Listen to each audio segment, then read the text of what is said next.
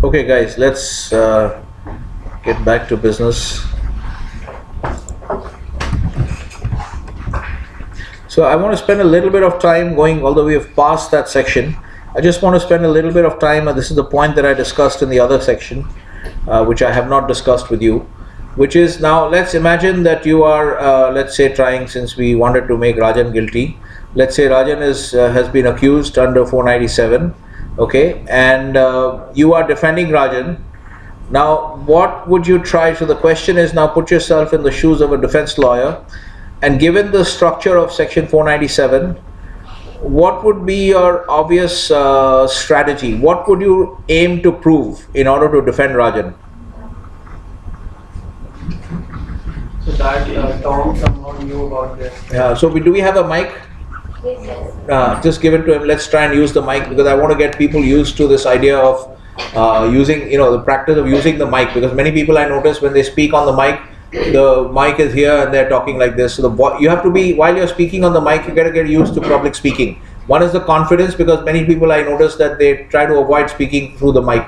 Okay, so you got to get comfortable with that, and also you have to be aware that you have to be listening to what to your voice coming through the mic. So if it's not coming through, you should make amends. Yes. Okay. So yeah.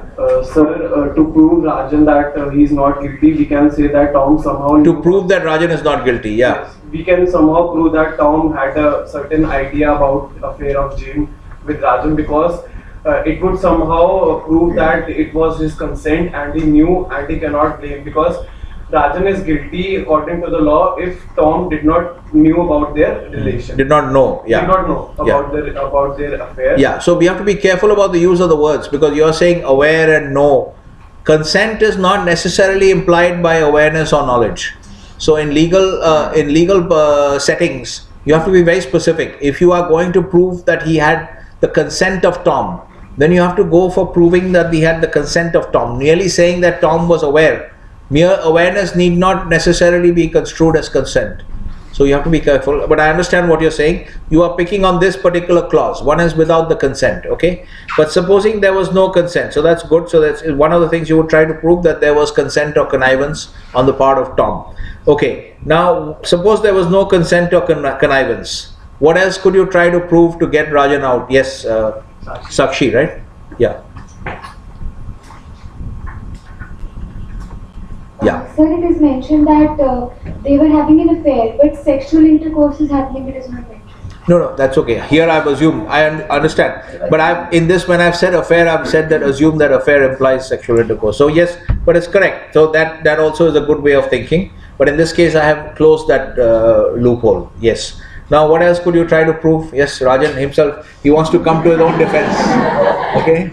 This is called, you should learn this term also, this is called pro se litigation. Pro se litigation means, when we say in the court, when we say he's a pro se litigant, that means this litigant is representing himself. He is not represented by an advocate. Pro se means for himself. Yes, Rajan, yeah. Sir, I can defend myself by saying that Jane hid the fact that actually that she was married.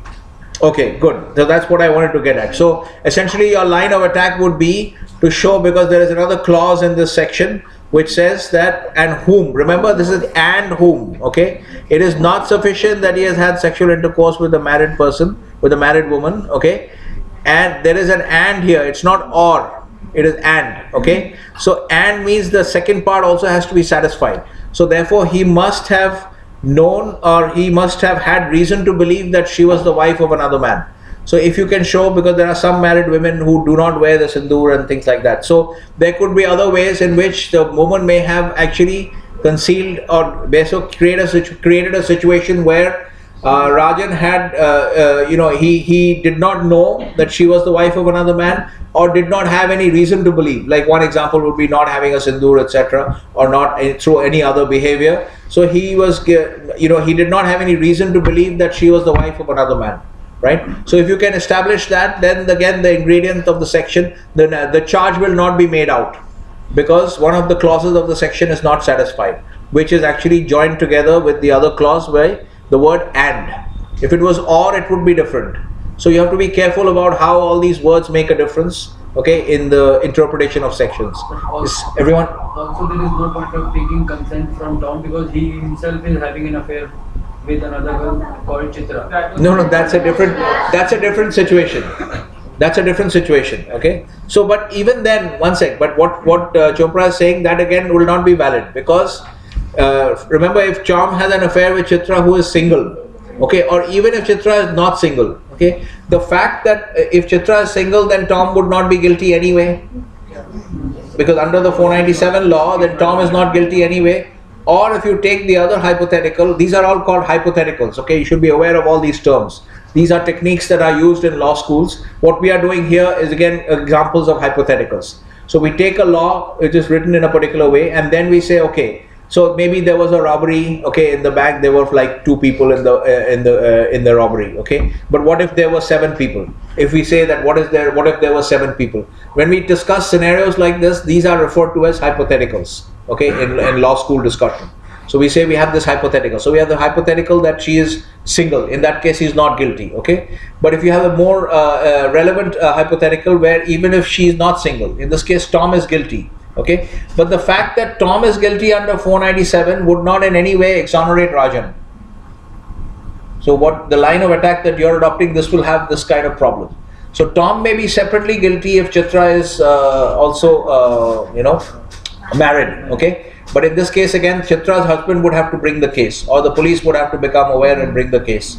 Okay, so either the state or the person who's actually aggrieved.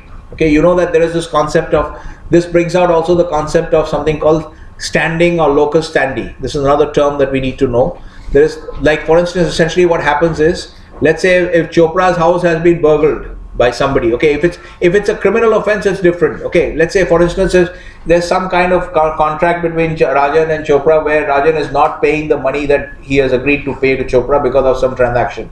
Maybe he sold his house and then Rajan has not paid the money to Chopra. Okay, now in this case I cannot go and sue Rajan because I am not aggrieved in any way. I have not been injured in any way in a legal sense. So I don't have what we say in the US, in the US parlance, we would say, I don't have standing in this case. So only Chopra has standing, okay, or his legal heirs who might be also affected, they can sue. So only the person who is actually affected can sue in the case of civil problems, okay. But if it's a criminal offense, if I know that somebody has beaten up somebody or somebody has destroyed somebody's property and caused a lot of damage, where there is a violation of a criminal provision, because criminal law is essentially, there is an interest, public at large has an interest. So if I go and report to the police, okay, if I can also file a complaint that this person was beaten up and then he was grievously hurt, etc. I can also file a complaint to the police and the police have to accept my complaint in the case of a criminal case. But here you have to, so of course this is part of the criminal statute. So in this case this would apply, that any person would be able to go and complain.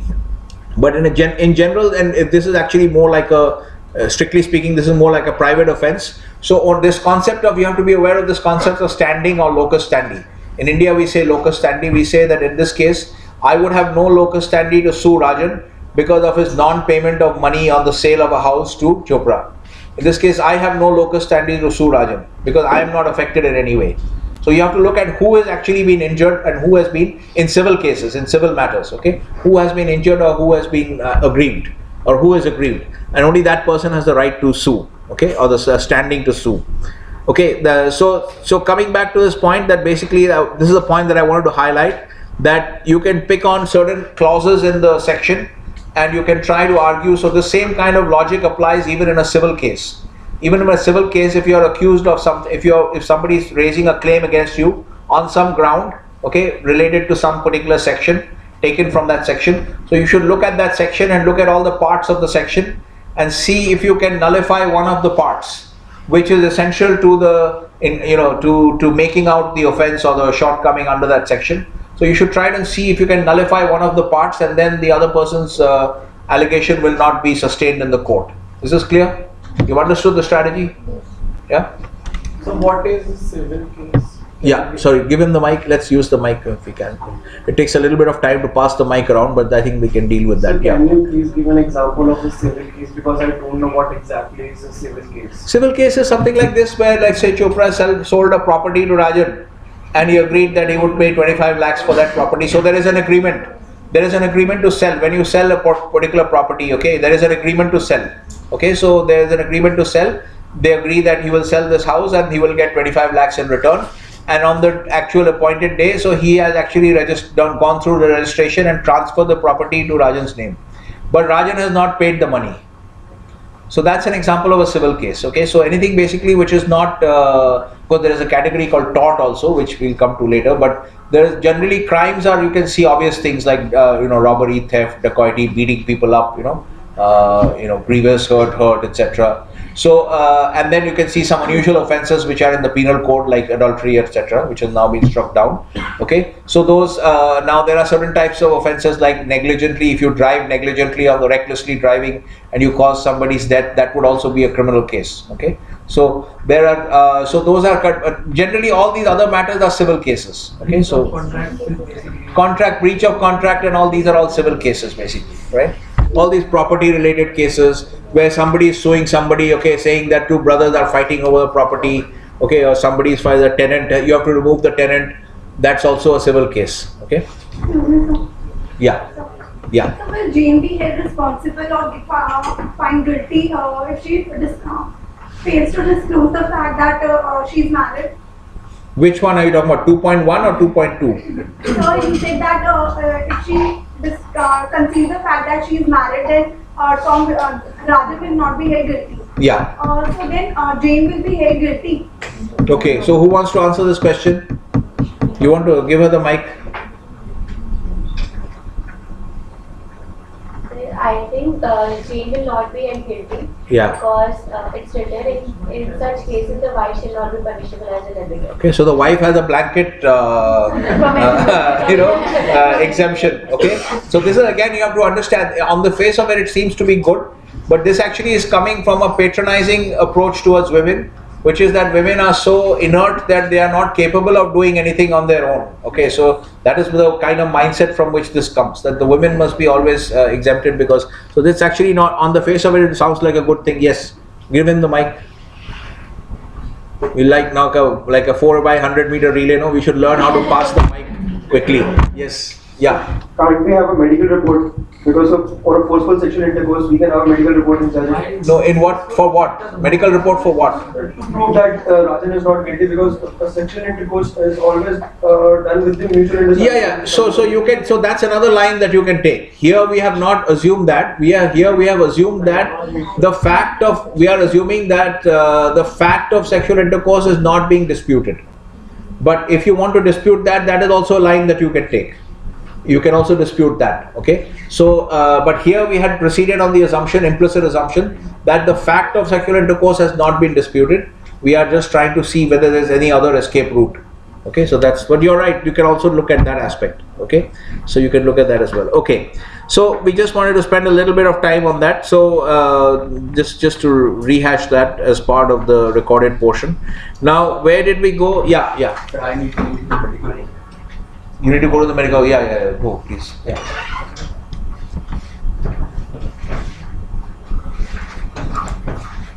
Okay. So what we had done is we have already covered the Nirbhaya case, right? In this class, we have already covered that, and we have covered legal formalism. Okay. And what we have not covered is legal real. So everyone is clear about formalism from the Nirbhaya example. I think you can understand clearly what is formalism. That. Yes. Yeah. Give her the mic. Black letter law essentially is okay. The black letter law essentially is nothing but okay. So it's fine now. Now you can. So I've understood. So her question is, what is black letter law? So it's good. So I'm sure many other people also didn't understand, but at least she has asked the question. So anything you don't understand, you should ask a question. Even comma, full stop, semicolon, even that you should ask. Okay. So black letter law essentially is just a way of referring to the law as it has been written down, because obviously everything that we read. Almost everything we read is on a white background and black print. Okay, so that's why we say black letter law, because the law as it appears in black letters. Okay, so this is an expression that is used in the law. We refer to the word. We use the word expression black letter law to refer to the law as it is written down. So normally it is used in the context of legal formalism, where we try to say that we should follow the black letter law. Okay. All right, so here you can see here that the formalism means should apply them to the facts of a case without regard to social interests or their idea about public policy. Okay, so again, briefly, which I think I didn't mention in the other class, which is that formalism and realism, and we'll see what realism is, but both of these terms can be used either in a descriptive or a prescriptive way. Okay, in the sense that what they're trying to say here is simply that we can discuss formalism in the way that I discussed the Nirbhaya judgment with you and showed you this as an example of legal formalism. Okay, so when I was doing that, do you think I was using the term legal formalism in a descriptive way or a prescriptive way? In a descriptive way, because I was trying to show you what is an example of legal formalism, where I was saying that in this particular judgment they have applied the judicial philosophy of legal formalism. Okay, but I could also use it in a prescriptive way, okay, which I will when we discuss when we finish the discussion, where I could make a case for why now we could start talking about whether formalism or realism is a better approach. Okay, because there is a debate, actually a very active debate, especially in the US. There's a very active debate. In India also we have this thing going on, the tussle going on, but we don't really have an active public debate about it. Okay, but in the US there's an active public debate about realism versus formalism, and in that debate if I come out and say that okay, these are the reasons A, B, C why legal formalism is a superior approach to legal realism. Okay, in that case, am I using the word formalism in a descriptive or a prescriptive way? Now I'm using it in a more prescriptive way because I'm saying that this is a better approach. So is this a normative? Can you see that it's normative? Because I'm saying this approach is better. Okay, because of ABC reasons, this is a better approach. So better or worse, this is kind of difficult to establish in a debate. Okay, because it's based on value judgments and value systems, etc. Right? So therefore, when I'm using, so therefore, that's all this this sentence. What it means is this is all that it means. Okay, that you can use these terms either in a descriptive setting or in a prescriptive kind of setting where we are arguing about the merits of the two systems, whether formalism is better or realism is better. Okay. All right. So these are just some formal definitions of legal formalism. Okay. Formalism, another word that I think I did not use, textualism. Okay.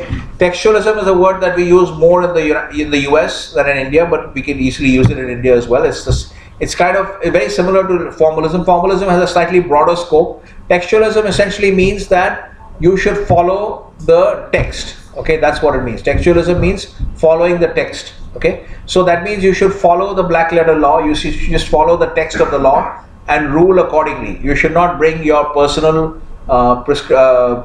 views about what is socially desirable or what should be the right public policy, what would be the right public policy. Judges should not bring their personal preferences on social mores or customs or public policy. Their personal preferences should not come into the judgment, in the way they pronounce judgment. The judgment should be based on exactly what the black letter law says. Okay, so textualism is being bound by the text. Okay, so another term I think we can easily insert here is that you should know these terms. Okay, again we don't use it so much in the Indian context, but in the US context, but we can still we should be aware of this, which is subclass of textualism is what is called originalism. Okay, originalism is a theory of constitutional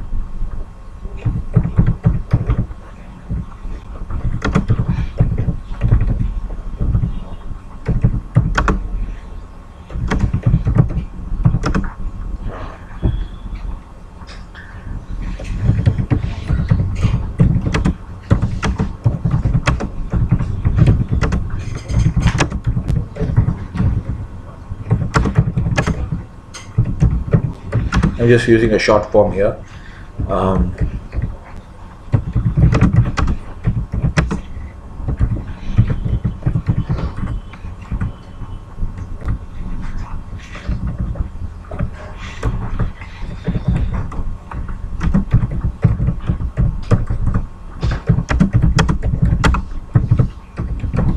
Framers, you understand the framers of the word? Framers is the people who wrote the Constitution. Okay, the framers of the constitution, I'll just write it again just to be clear. Okay, so this is actually an important thing, that important concept that we can use even in India. Okay, because the systems in the US and India are quite similar. So originalism, first of all, to understand, it's a subclass of textualism.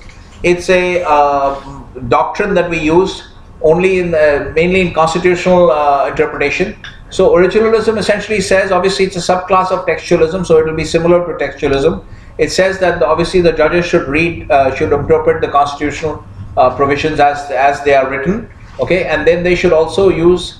It should be done according to the original intent of the framers of the Constitution. So whatever the framers originally intended when they wrote it, that is the way that the Constitution should be interpreted.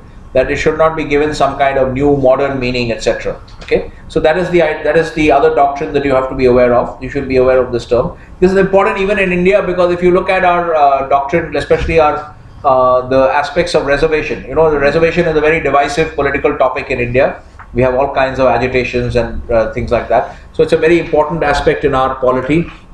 Now, reservation, again, obviously there was a provision for reservation in the original constitution itself. Okay, so now the question is, when you start interpreting the various amendments to the reservation provisions in the constitution, etc. So all those amendments have been made, and then other interpretations without any additional amendments. If you start applying principles like originalism, you may come out with slightly different kinds of judgments, as opposed to, if you don't apply the principles like originalism. So this is also an important concept to be aware of. So originalism is a subclass of textualism. It basically means the same kind of approach, that you focus on what the laws, how it is written, and what they originally intended when they wrote the Constitution. Okay. So we've done a lot about formalism. Now let's try to understand realism, and then we'll look at an example. So let's first theoretically start looking at, just look at the theoretical definitions of legal realism, and you should be able to automatically see that this is very different from formalism, and that it is kind of diametrically opposite to formalism in some ways.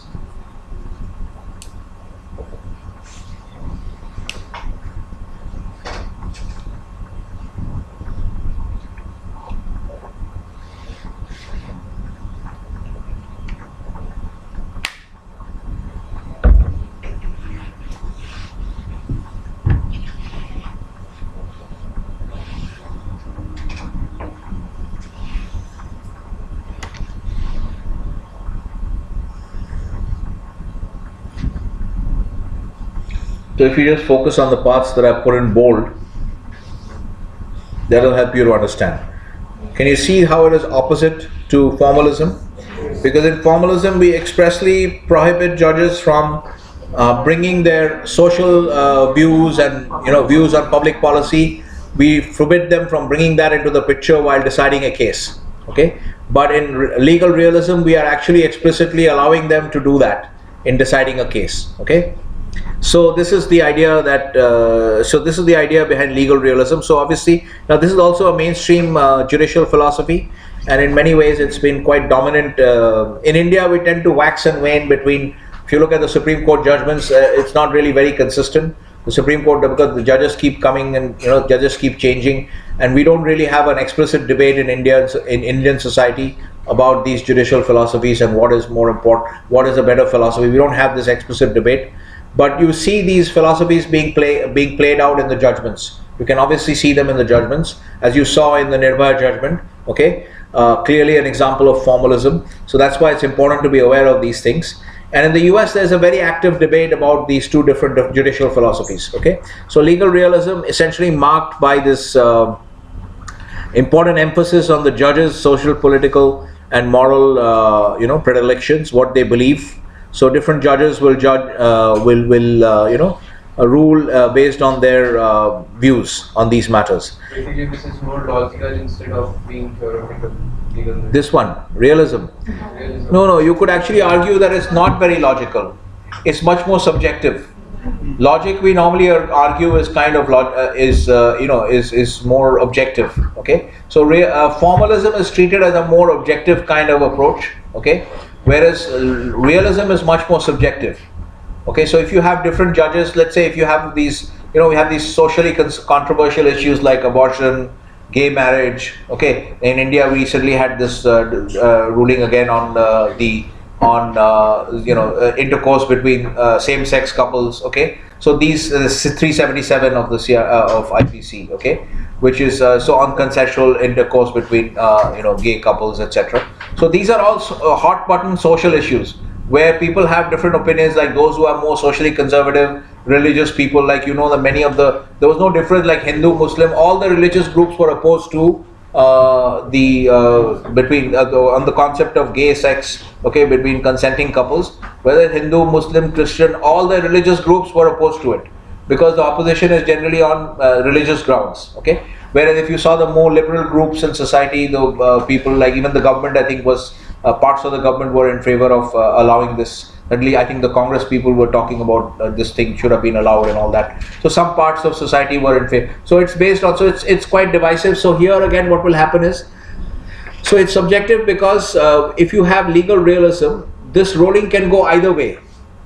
If I'm a very conservative judge, if I'm a social conservative judge, if I'm very religious, then I'm probably going to rule against intercourse between gay couples, okay, whether it's consensual or not.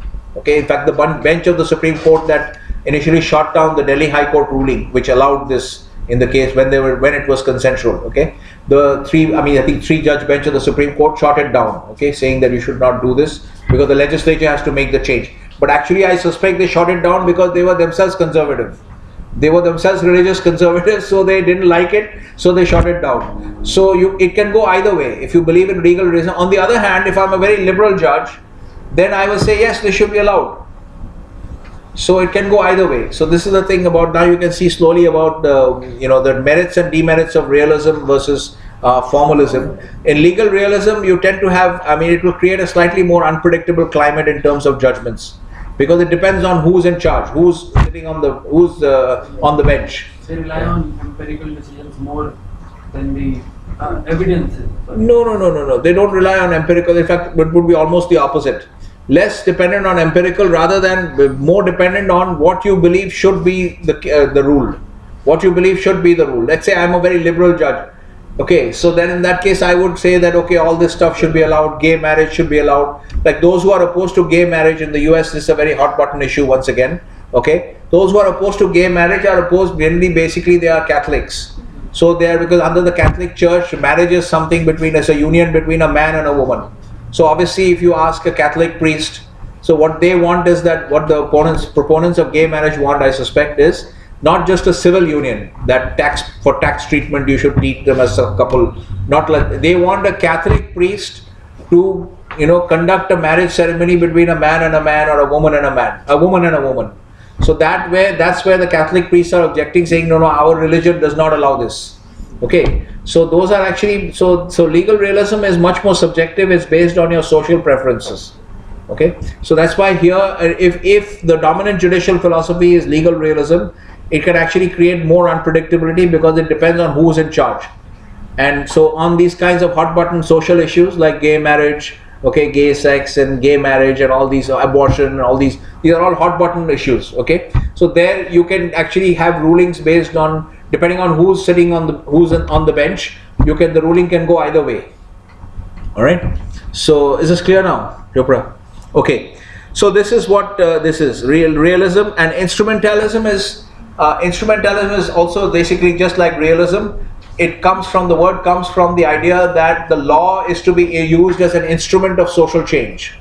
Okay, so if you take this 377 judgment once again, let's say if I'm sitting on the Supreme Court and I'm the only person deciding this case, and we have a law on the books which says that any kind of intercourse between same-sex couples is a crime, whether it is consenting adults or not. Okay, so here I could look at this kind of a law. This is what the law says, let's say. Okay, but I could look at, let's say if I believe in legal realism, okay, and I believe in legal instrumentalism, I could take the view, and I'm a liberal person, then I would take the view that no, this is not the right way, because if they are consenting adults, and then we should not criminalize, and because you could say that homosexuality has been there for many years, and it is there in the animal kingdom also, so it is natural, and you could actually say that it is determined by genetic factors. Okay, so it is not a conscious choice that somebody is making. So in any case, that there should not be discrimination based on sexual orientation and this and that. you bring in all these principles, then I would say that according to me, this is not a fair, this is a violation of Article 14, etc. And this is not a fair rule, it's not a fair law, it's not a just law.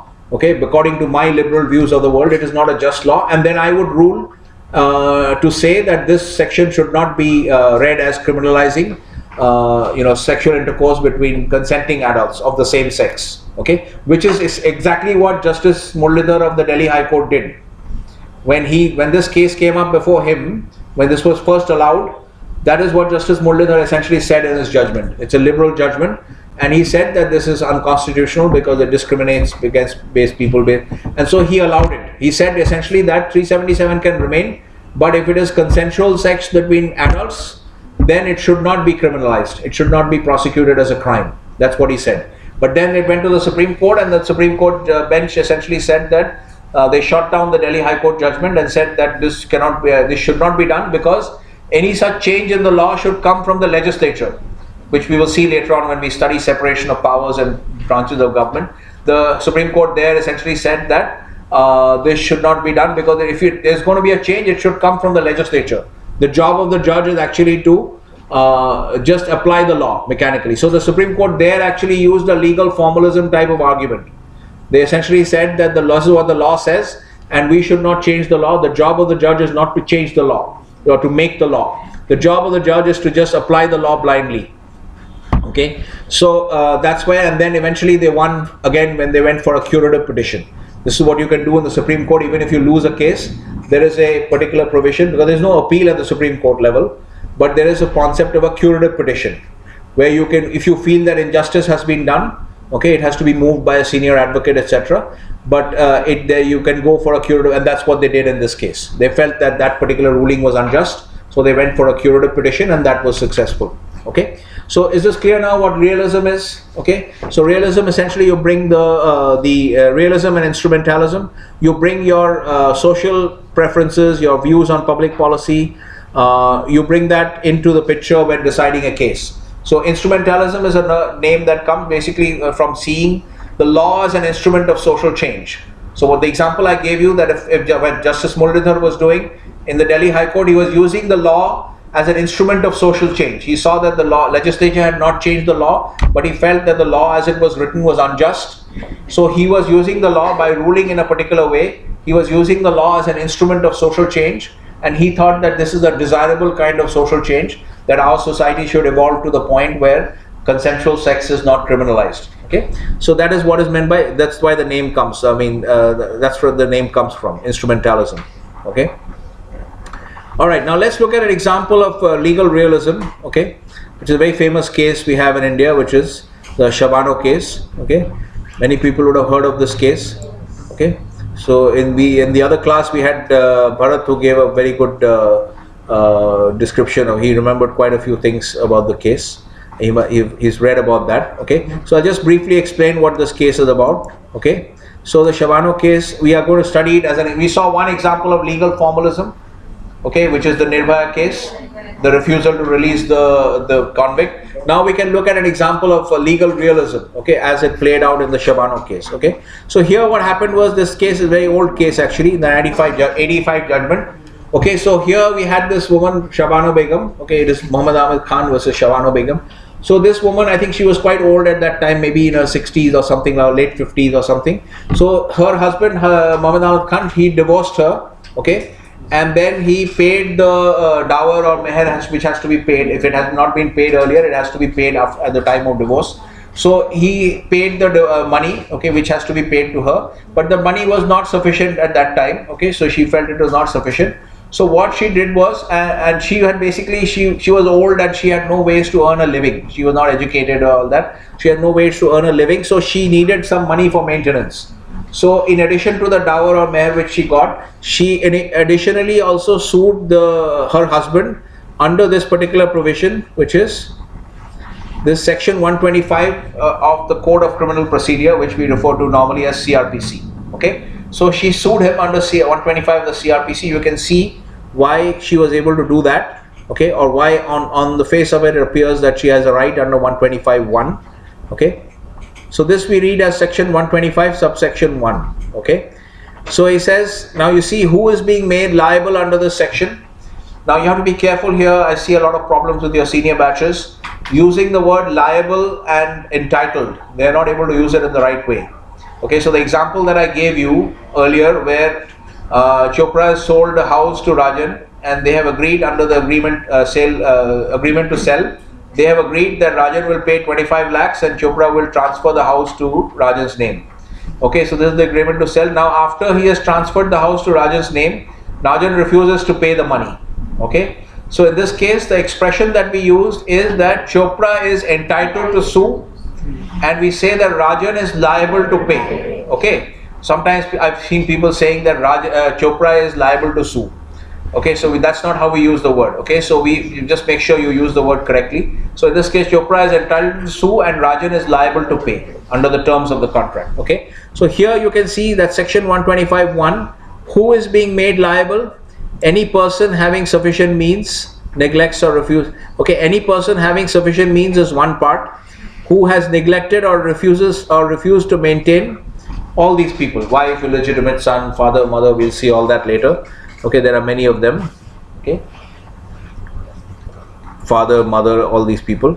Okay, so Shabano was suing under section 125 because it gives a person a right, a wife who is unable to maintain herself. Okay, so it is not sufficient if she is a wife. If she has a good job paying a nice salary, she can't sue under this because she is not being given right, because she is able to maintain herself. Okay, so she, in that particular case, the facts were that she was not able to maintain herself. Okay, so now there's another problem. Okay, you see on the face of it that now Mohammed Ahmed Khan has already divorced his wife. He's already divorced Shabana Begum. So how is she still a wife? Okay, so you could ask this question. Now here what happens is, if you look at the explanation to section 1, if you look at the explanation here, wife, can you see that?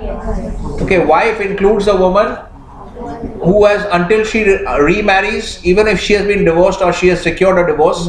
So the law is, this is what is called a deeming provision. You need to learn about this. It's there in your notes. Okay, this is called a deeming provision. Okay, that means technically she is not a wife, obviously, because she has been divorced. Okay, but under section 125 they have already made a provision for this through this deeming provision. They have given this explanation that it says wife includes a woman who has been divorced but has not remarried. Okay, this is clear. So for the purposes of 125, this is why we call it a deeming provision, because she is not actually a wife, but she is deemed to be a wife. Okay, so we can say that, like there's all you guys are formally students of the PGDM program. Okay, but we can say we can give some special rights to some people from the BCA program. We can say for this particular semester, section A of BCA will be deemed to be also PGDM students, which means they're obviously not on the face of it PGDM students, but we are giving them some special privileges for this semester and deeming them to be also PGDM students. So they will have the same rights as all PGDM students. Is this clear? This is what is called a deeming provision. You'll see this quite common. This is quite common in the law. Okay, so now you can see that why she has, even though she has been divorced, but because she hasn't remarried, she can still sue under 125(1). Okay, but now what was the problem? The problem was actually that okay, let's go. I mean, we don't need to look at the section there. There was another problem. Now what happened was, so when she sued in the district court, she was the court ruled in her favor. Then Mohammed Ahmed Khan appealed to the High Court. Again, the High Court also ruled against him and in favor of Shabano. So then he eventually came to the Supreme Court. So this is the Supreme Court judgment which I have given you here, the highlighted part, the part that we looked at. Okay, this is again Chief Justice Chandrachud, who, if you remember, he was also the person who ruled in the Saumitri Vishnu case, where 497, the challenge to 497, this is happening in the same year. Both are happening in 1985. Okay, where he shot down the challenge to 497. Okay, so when this is written like this, when it's written like this, obviously it means, here what it means is, this is the full bench, this is the 5-judge bench. Okay, the 5 judges of the Supreme Court, and this means that this guy has written the opinion. Okay, the judgment is written by this guy. Okay, so this is what it means. Okay, now the problem was, now what was Mohammed Ahmed Khan's defense? He was saying that no, this particular district court which has given this ruling in favor of Shabano, that ruling under section 125(1) should be cancelled because of the provisions of section 127(3)(b), okay, which is also from the CRPC, okay, 127(3)(b), So here what we say, this is section 127, this is subsection 3. I've not extracted the whole 127 because we are only looking at the relevant parts. So this is section 127, subsection 3, and then we say subclause B. So subclause B in subsection 3 of section 127. This is how we refer to it. Okay. Now what does it say here? Alteration and allowance. So if there is an order made under 125(1), which gives the maintenance award to the wife, okay, or husband or wife or a legitimate child or father, mother, etc. Now in this case it says there is an exception being created. Okay. It says where an order has been made. Okay. If B, the woman has been divorced, okay, and she has received the whole of the sum which under any customary or personal law applicable to the parties was payable on such divorce. Okay. If these conditions are true, then the judge should cancel the order. So the way you read that is that you read the first part. Okay. If the magistrate is satisfied that X, this whole thing here is X. Okay. If the magistrate is satisfied that X, in that case he shall cancel the order. And then you read what X says. So if X is true, then the magistrate should cancel the order. Okay. So what Muhammad Ahmad Khan is saying is that in this case, you can see clearly that 127, these laws were all written by the British. Okay. So if you go back to the British Raj, what was their philosophy in India? Their philosophy was basically to economically exploit the country. Obviously, you have to have political control. So you make sure that you are militarily in control of the whole country, and you have political control of the country, and then economically to exploit the country. But they did not want to disturb the natives and their customs and practices. So by and large, the Hindus, Muslims, everybody, they left them alone. Then whatever you want to do according to your personal laws, you do. Okay. So that's why you see most of the changes which came in Hindu law, they were actually driven by reformers from within the Hindu, like sati, the practice of sati, which was there. So you had Raja Ram Mohan Roy, who was basically a Hindu reformer who agitated against sati, and then he petitioned the British. So what they did is, if there is a movement from within the community, they would respond to it. Okay, so they responded to it because of Raja Ram Mohan Roy's agitation, etc. And then Vidyasagar moved on, widow remarriage, because those days Hindus, a lot of young girls used to be married off to very old people, and then the husbands would die off, and those poor girls would be spending their whole life as a widow, which means basically you can't eat meat, you can't do this, that, all that. You wear white saris all the time. So all this Vidyasagar was agitating against widow. He was agitating in favor of widow remarriage. So all these acts were passed by the British. So this was actually, you can see section 127(3)(b) has been clearly written. The B part has been clearly written for the Muslim community, because in the Muslim community there is a custom where you have to pay the dower or meher after the divorce. Okay, you have to pay a certain amount of money, especially if it has not been paid before. Okay, so now what he is saying, what Muhammad Ahmad Khan is saying, is that according to section 127(3)(b), clearly if you follow the black letter law, there is an exception created over here, right? So this order should be cancelled. Okay, and he's actually correct. If you look at the technical legal point, so Muhammad Ahmad Khan actually had a correct legal point, because this provision had been written as an exemption for the Muslim community. Okay, because it is clearly referring to the personal law here, and this custom was there only in the Muslim community. So it is obviously written by the British as an exception for the Muslim community. What Muhammad Ahmad Khan was saying is, according to this, you should cancel the order, and technically he is correct. Okay, so now this is where legal realism comes into play. So the Supreme Court sees that there is no way to defeat this argument as such on a legal ground, on a formalistic ground. Okay, so what they say then is they adopt this judicial philosophy of legal realism, where what they say is that if we apply the law as it stands, okay, then this woman will not get the maintenance award, and a great injustice will be done, because she will be out on her own, she will not have any money for maintenance, etc. Okay, so therefore what the Supreme Court said is, now we have to look at the purpose of this law. Why was this section 125 CRPC, why was it crafted by the British? Okay, the purpose of this law, essentially it's about maintenance. Okay, 125 is all about maintenance. So various classes of people, illegitimate, you can see even that illegitimate child also is being covered. Okay, because it is meant to, so the judges said that the purpose of this law is to prevent vagrancy. You know what vagrancy is? Vagrancy means you don't have a home, you're just roaming around, living on the streets. Okay, so that is what vagrancy means. Okay, so the objective of 125 CRPC was to prevent vagrancy. That is why the legislature introduced this law. Okay, so then the court is saying that if we follow the black letter law, and just go by 127(3)(b and do not allow this woman to get some maintenance, she will be out on the streets because she has no means of supporting herself. Okay, so that will defeat the purpose of the larger law, the broader law. Although 127(3)(b provision is there, it will defeat the purpose of the broader law, okay, that which is to prevent vagrancy. So therefore what we should do is we should ignore the black letter law for this in this particular case, and ensure that justice is done and the larger purpose of the law is served.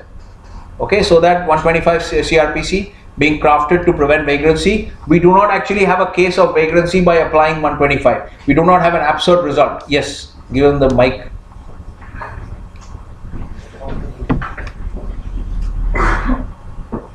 Sir, I had one doubt regarding the law. Sir, what if we reverse the roles? That is, if Shah Bano is able to maintain herself and Ahmed is not able to, maintain himself after the divorce, can he also sue Shah Bano in the same law? Let's look at the law. Let's look at because person here as such does not make a distinction between man or woman. Okay, so on the face of it, women could also be liable. But let's see who has rights.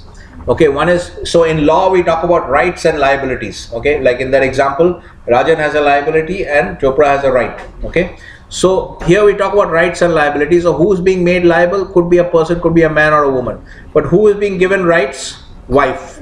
Obviously can't be a man. Legitimate or illegitimate minor child, so those are not relevant for your example. Legitimate father, mother. So DE. Now husband is not covered anywhere. Husband is not covered anywhere. So under 125 CRPC, the husband is not covered. Okay. So because these are all laws which are written, they were all written by the British. Okay. So in those days, so yeah, I think I have to look at the details of but I think under the Hindu Marriage Act, now we are getting some rulings, and I have to look at the wordings of the act. But under the Hindu Marriage Act, I think the husband can also, if the husband is not earning and the wife is earning, okay, and the wife has more income, the wife will have to pay maintenance to the husband. Okay, I'm pretty sure that is the case. Okay, I can check that and come back to you. Okay, so that would be the case. Under that, you have to go under the Hindu Marriage Act. And those who are not marrying under the Hindu Marriage Act, like the Sanjay Gandhi and Maneka Gandhi, they married under the Special Marriage Act. So there are some other acts. Okay, so you can marry under. So depending on which act you are married under, then you'll be governed by the provisions of that act. Okay, but under 125 you can't go. This is only making a man liable and giving rights to children, father, mother, wife.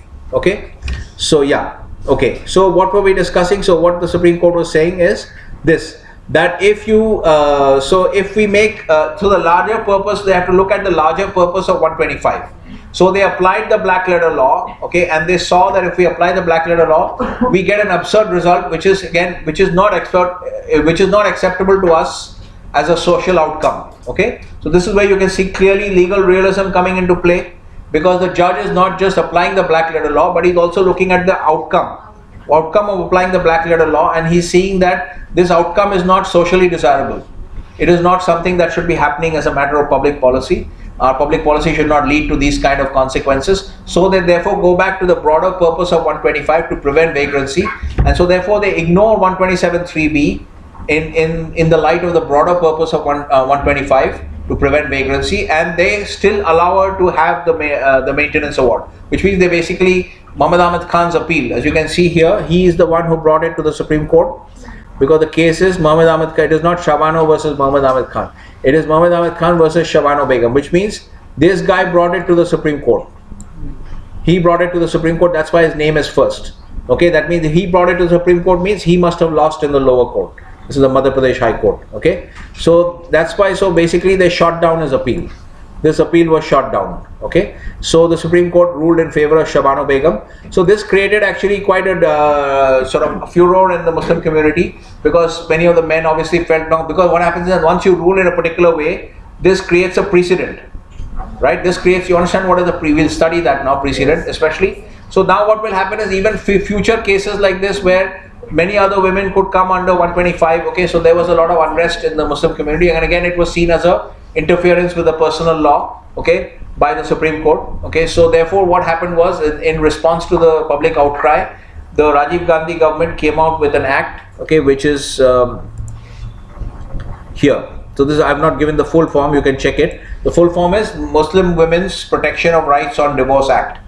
Okay, this was the act that they introduced in response to the Shabano judgment, okay, which was in favor of Shabano Begum. So the Rajiv Gandhi government introduced this act. Essentially what this act said was that the wife could approach many other sources in the community for aid, but she could not approach the husband. I mean, in cases like this, where 127(3)(b) is applicable, that means a dower or meher has been paid to her.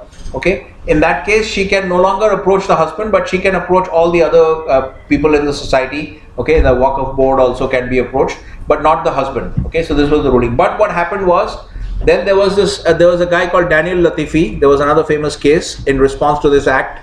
Okay, this Daniel Latifi is actually arguing against the Muslim Women's Protection of Rights on Divorce Act. He challenged this act. He said that this act is unconstitutional, okay, because it basically reiterating the Shabano principles, and he talking about equality and this and that. So Daniel Latifi challenged the act, the MWPRD Act, and basically said that they should be shot down. So what the Supreme Court said in that particular case is, they did not shoot down the act, okay, but they said that despite this act being in place, the woman they actually reaffirmed the Shabano judgment. They said that despite all this, okay, so there was a lot of discussion about what the Quran says and what this and that. So a lot of long discussion, but the bottom line was this, that despite what the Muslim MWPRD Act says, a woman can, in Shabano type of cases, a woman can still come and claim maintenance under 125. So they have basically reaffirmed what they said in Shabano Begum. So then after that, there were many other cases on this topic, basically similar topics. Shabana Bano, if you want to read, this is not part of our syllabus as such. Okay, only the Shabano case is really something you have to be familiar with. So all this, if you want to read, then you can see all this Shabana Bano versus Imran Khan, all the other articles, etc. You can read all this stuff. Okay, so now you understand what is meant by legal realism. The objective of studying the Shabano case is really to understand what is meant by legal realism. Okay, that if you apply the black letter law, you get a consequence which is not socially acceptable. So the judge is bringing his social and political views, his public policy views into the picture in deciding the case. He's not just blindly following the black letter law. Okay, that is what is meant by legal realism. Okay, so you could say that, you know, Saumitri Vishnu, that case, not a very good example, but when that challenge to adultery came in, to the 497 IPC came in 1985, this case, Saumitri Vishnu, there the Supreme Court actually decided not to rule. They said that the legislature should change the law, etc. Okay, so you can actually see, this is very funny, we should look at this, because here you can see Chief Justice Chandrachud is ruling, is writing the opinion. This is a case of legal realism. Okay, this is clearly he's applying the judicial philosophy of legal realism. Okay, this is which year? 1985. Saumitri Vishnu is also 1985. Judge is also the same. Author of the opinion is also the same. Okay, we can check the dates. This is May 1985 and this is April 1985. Okay, so somewhere in between he has changed his judicial philosophy. Okay, so if you see what was happening in Saumitri Vishnu, they are challenging the 497 provisions which have now been successfully challenged in 2018. Okay, but in 1985 the challenge failed. Okay, the attack on 497 IPC failed in 1985 because the judge, if you read the judgment, essentially what he says, it gives all kinds of funny stuff like, you know, this is how adultery always happens. It is always the woman committing adultery, which is actually ridiculous, because in 1985 when women were not so economically independent, and more likely that most of the adultery cases were being committed by men. Okay, but he says that no, this is how it always happens, etc., etc. So it's a very kind of funny kind of ruling. And then he says essentially all these things like, no, then the law has to be changed by the legislature. We have to interpret the law as it is written, etc. Now, what is this sounding like? Formalism or realism? Sounding like formalism. Okay. Later on, we'll study separation of powers, and you will see that legal formalism is much more consistent with separation of powers. Okay, because in separation of powers, we'll see that the judiciary's role is to interpret the law, not to make the law. Okay, so that is more like formalism. Okay, so here you can see the same judge of the Supreme Court, same year, few months earlier, a few months later. This is 1 month later. 1 month later. Okay, so April and about a month later. So in 1 month he has changed his view. Okay, now he is applying legal formalism. Okay. okay, and saying that basically legislature has to rewrite the law, etc. All these kinds of things, okay. So you can see here that even the Indian Supreme Court, same judge, with 1 month of another decision, he's actually applying different. So they actually flip-flop, okay, because this is happening because in India we don't have a very public debate. Even in law schools, when we are taught LLB and things like that, we don't really have a long discussion about these philosophies. But in fact, these judicial philosophies are hugely important because they have a massive impact on how a case is decided, okay, as you can see in these cases, okay. And you can see also in the Nirbhaya case and other cases which we've discussed. So therefore, this is partly happening because we don't have it. In the US, if you did something like this would be big news, okay. Here, this has not been discussed anywhere, even in our legal literature, it's not discussed anywhere, okay. I'm just pointing it out to you. But in the US, if you did something like this would be big news, because in the US, the judges are very clearly in one camp or the other. So if you have a judge who is considered to be a legal formalist, if he rules in a manner which is not consistent with legal formalism, the whole community will be up in arms, okay. So because they have a much more explicit debate about these issues, which I think is actually necessary in India as well, since it is obviously, it does play a role, okay. Okay, so when we discuss this, now this is basically the other point that I wanted to discuss is this whole business of formalism, and here, this statement, okay. This is there in the earlier part also when we discuss formalism, and this statement that either theory can be understood in a descriptive or a prescriptive way, okay. If we look at this statement, we just said it. So this may be a little bit confusing, but what it means is very simple, that this discussion of terms like formalism and realism, this can happen in a context which is kind of descriptive. Like when I was giving you the example of the Nirbhaya case, that particular judgment refusing to stay the release of the juvenile, that was an example of legal formalism, okay. Do you think I was using the word legal formalism in a descriptive way or a prescriptive way? Descriptive.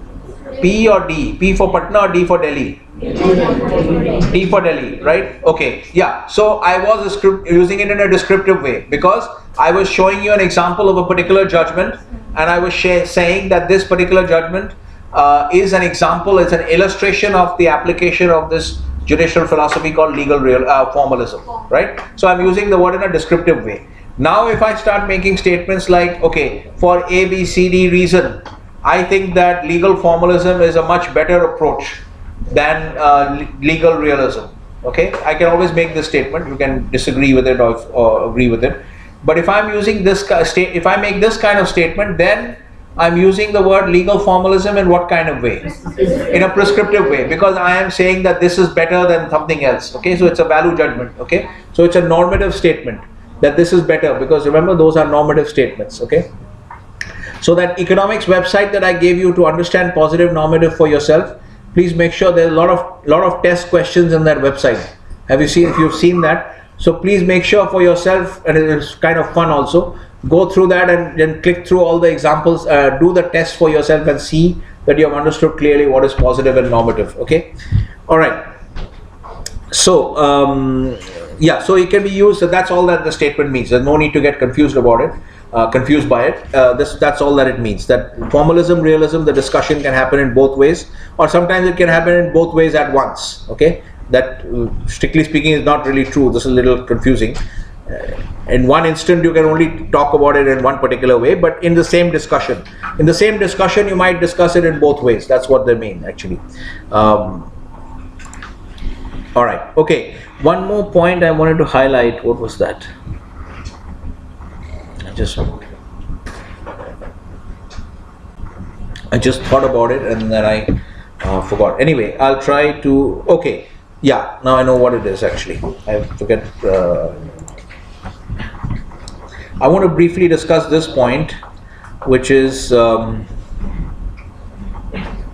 yes. Okay. This whole business, I think you should know about it, because I don't know how many of you will take finance. We may not get an opportunity to discuss with you. It's a very similar distinction. So what we are doing essentially is, now before we move on to the discussion of science, so what we have discussed is, we have discussed normative versus positive, okay, and we have discussed a whole bunch of other distinctions which are quite similar to the normative positive distinction, okay. So we discussed descriptive versus prescriptive, morality, ethics on one side versus legality, Okay, then we discussed positivism and formalism on one side versus realism and instrumentalism on the other side. Okay, and then before I get on to the science part, let me just briefly tell you this part. Now this is as far as your syllabus is concerned. Okay, now what I'm doing is, I'm just to make it a little easier for you, I have left out two more distinctions which are again similar to normative versus positive.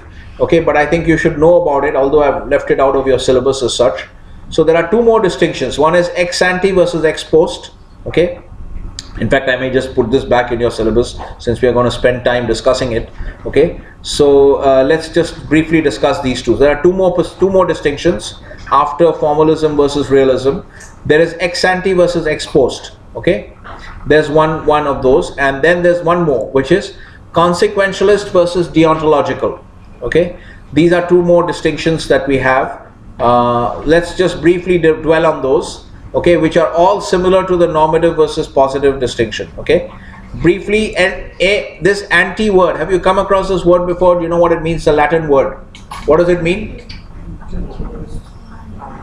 Anti. If you go to a classical Italian restaurant, you might find that the starters are referred to as antipasta.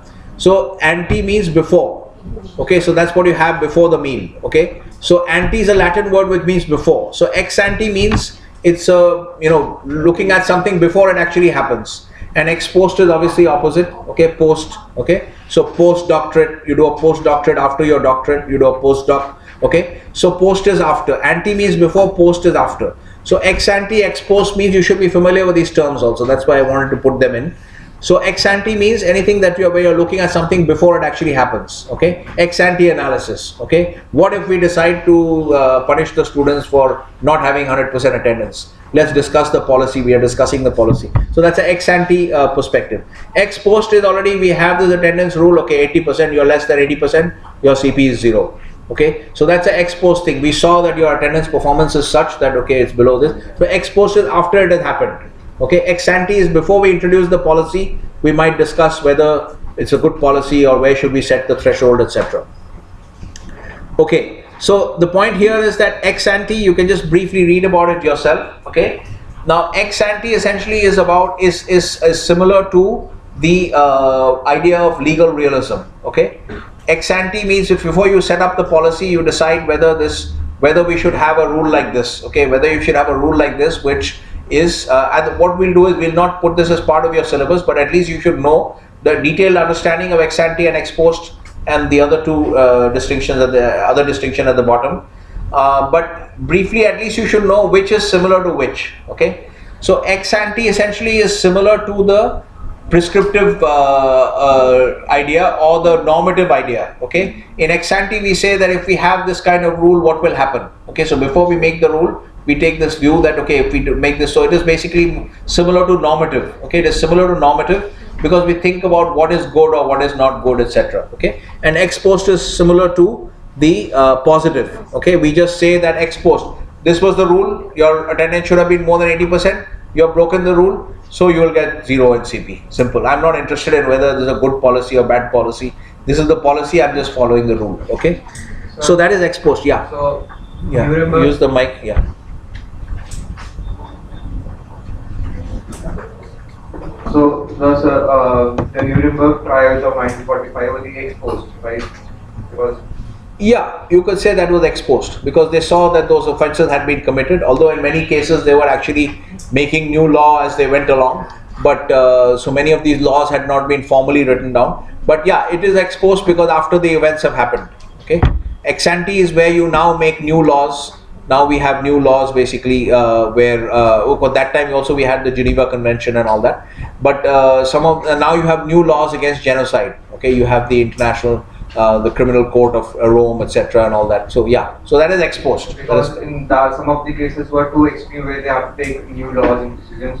Yeah. But in some of them they have to just give the ruling or from giving up whatever. Yeah, in some of the cases where they're basically saying that yeah, so that is an ex post analysis because the offences have already been committed. Yeah. Okay. All right. So ex post, ex ante. So this is something you should be aware of. Should be aware of these terms actually. Okay. Now one more thing here. Okay, yeah, so let's understand one more distinction. The consequentialist, the big words actually, but you should be comfortable with these big words. Consequentialist versus deontological. Okay, so here again, a consequentialist perspective essentially is where you start, it's like an ex ante perspective. Okay, a consequentialist perspective is like ex ante, so it is more like normative. Okay, you think about a policy, you think about a ruling. If you are faced with you can again come back to the Shabano case. So in the Shabano case, if you see, consequentialist means thinking about the consequences and then making your decision. Okay, and deontological is a very big word, of course, but deontological essentially means it's kind of like dogmatically following the law. Okay, just following the black letter law. Okay, so that is obviously much more like formalism or realism. Formalism. Yeah, so deontological is much more like formalism. And here you can see once again why the word consequentialist is used. As we saw in the reasoning for the Shabano judgment, where they were looking at they were taking a consequentialist perspective. They were saying that if we apply the black letter law, then this woman will be out on the streets. Okay, she will be a vagrant. Okay, and this kind of consequence is not desirable. Okay, for society, and it is not good public policy. So we should accordingly change our decision so that our decision, our judicial pronouncement produces a good consequence.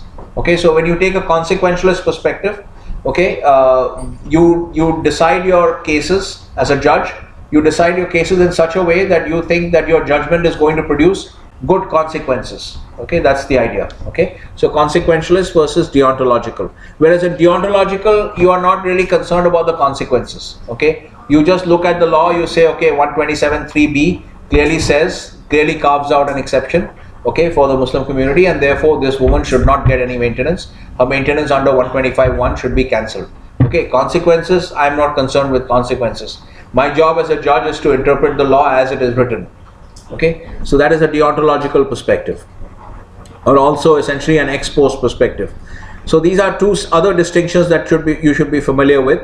Okay, so let's keep that actually as part of the syllabus, so that you have some idea as to what is what and what is more similar to what. So you can see you have learned so many distinctions, and are you able to see that there is some similarity between all these distinctions? There is a broad similarity. Okay, so the reason I cover them together essentially is that I believe that whenever you're covering any distinction, you should cover all the related distinctions, because I think it helps you to retain. First of all, it's important for contextual knowledge also. You should be aware of all these things. And I think it also helps you to retain stuff better. If everything is connected, I have this theory about the brain that, I think maybe your brain is able to recall one of them. And since everything is connected, then in that connection, everything comes back. I think it's just a theory that I think it helps you to remember things better. Okay, so these are the broad areas. Okay, you can study them on your own. Okay, and then we come to one more element. Okay. Now we go back to this part which I wanted to cover.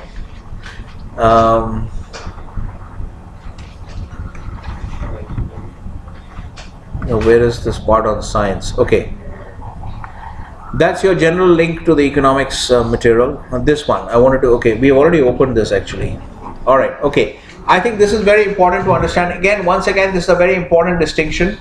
This idea of the line of demarcation, okay, is quite important, and it's quite similar to the positive normative matters. Okay, it's quite similar, and it's an important idea that you should be aware of, because especially if you go into in many of the subjects, you might find this idea may be useful in many subjects. You might find that somebody is claiming to make a scientific statement, but you should have an idea of what actually is science. What is a scientific statement? A scientific statement has certain specific properties. So every statement is not a scientific statement. Many economics professors like to think that their work is scientific, but actually it may not be scientific because it may lack some of those properties. Okay, so he's discussed this in the context of economics also. But read this. So this is based on this guy Karl Popper, who is a famous philosopher of science.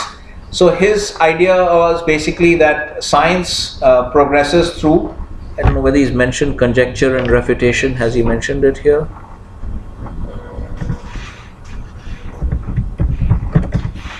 Yeah, okay, so he's mentioned this here. So essentially, if you read this part first, so Popper saw the growth of scientific knowledge as this. It's a process of conjecture and refutation. Okay, so I as a scientist, Galileo says that the earth is moving around the sun. At that time that was a controversial statement because the church wanted to basically kill him basically for that statement. So he managed to save his life only because he went before a church, essentially an inquisition, where they forced him to say that no, the sun actually revolves around the earth, because that time the view of the church was that the sun revolves around the earth, but Galileo's view was that the earth revolves around the sun. So they forced him to say, otherwise they were going to kill him. So he obviously was forced to say that the sun revolves, the earth does not revolve, the sun does not revolve around the earth. The earth revolves, I'm getting confused. So he was forced to say that the sun revolves around the earth, okay, and the earth does not revolve around the sun. But what he said actually was, this is like the Ashwatthama incident, where even though in the for the hearing of the court, he said that the earth does not revolve around the sun, but under his breath he again said, but it does. Okay, just to save his own conscience. So that is what happened to Galileo, okay, in those days. So the point is, essentially, that is a conjecture. So what Galileo put forward was a conjecture. You understand what a conjecture is? That I think this building is, it's a conjecture is a statement of what is true, what is likely to be true, but without any proof. Okay, you're just making a guess. Okay, so I make a conjecture this building is 500 feet tall. Now you may actually measure it and find that it is not 500 feet tall. Okay, so it may be 600 or 300 or whatever it is.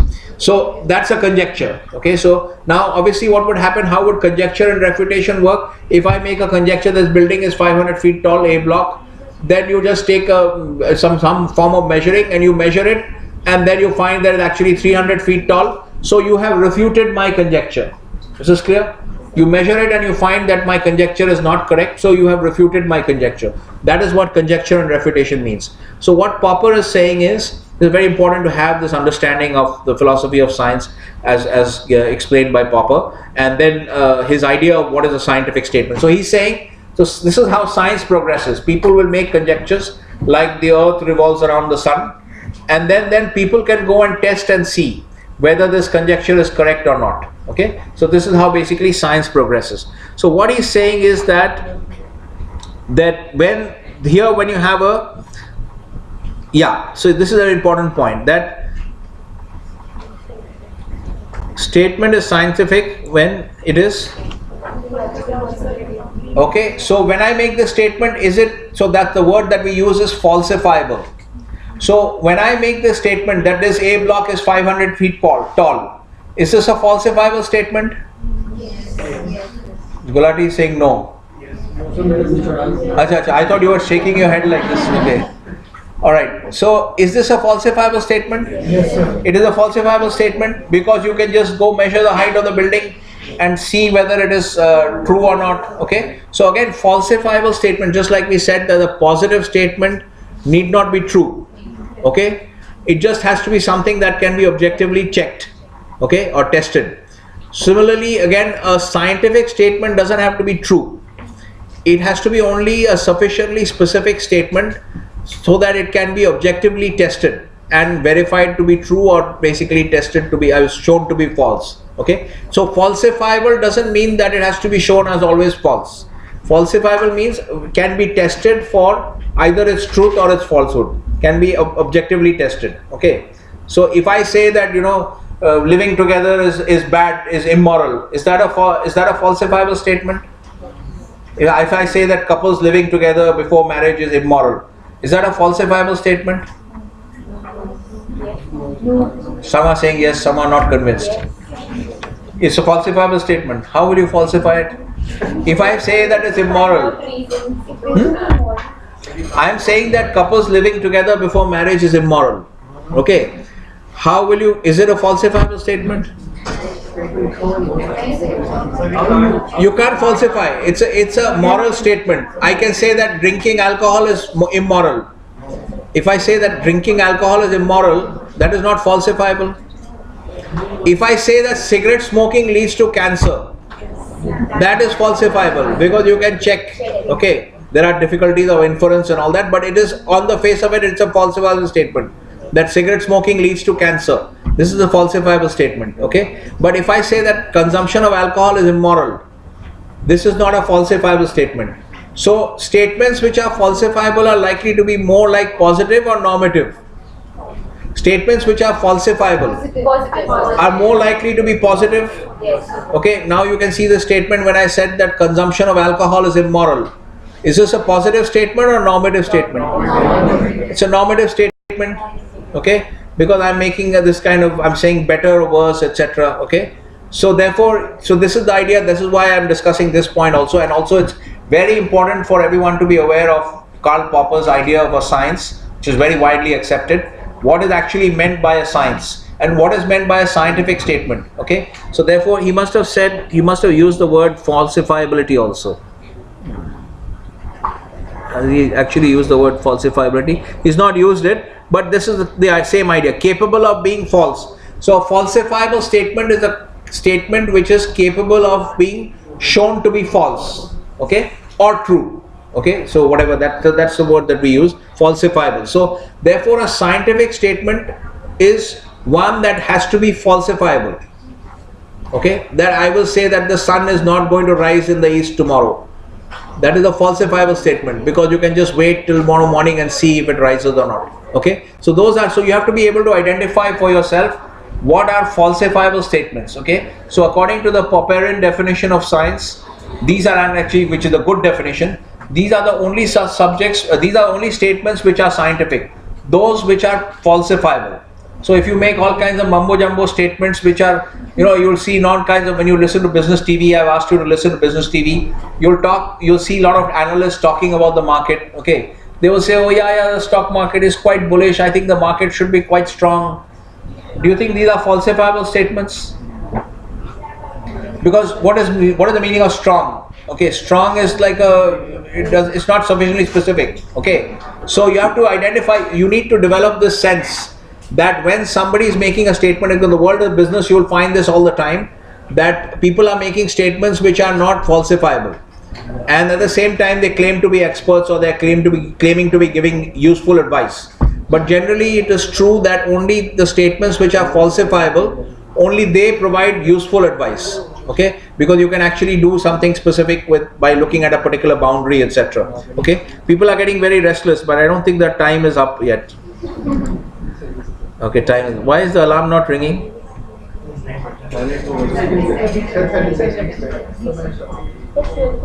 No, I think the alarm is ringing, but there's some funny sound coming which anyway, you guys are free, now you can go.